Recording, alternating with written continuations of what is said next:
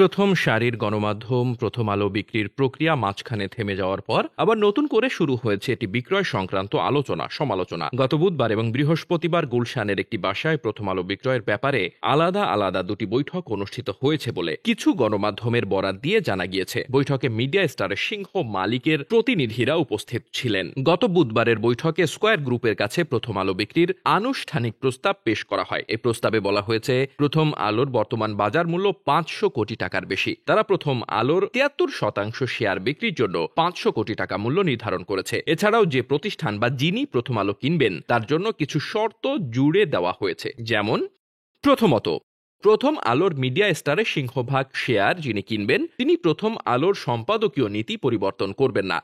দ্বিতীয়ত, সম্পাদক বা অন্য কোনো সংবাদকর্মীকে নির্দিষ্ট সময়ের পূর্বাবধি অযৌক্তিকভাবে চাকুরিচ্যুত করা যাবে না। তৃতীয়ত, প্রথম আলো সামাজিক দায়বদ্ধ কর্মসূচি যেমন দুর্গতদের পাশে দাঁড়ানো, কম্বল বিতরণ সহ যে সমস্ত কার্যক্রমগুলো প্রথম আলো ট্রাস্টের মাধ্যমে সংঘটিত হচ্ছে সেগুলোকে অব্যাহত রাখতে হবে।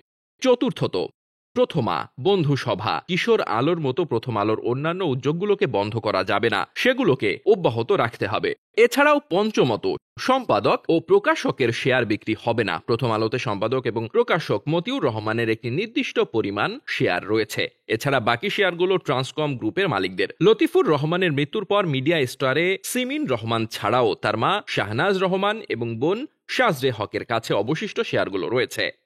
ডেস্ক রিপোর্ট, বার্তা বাজার।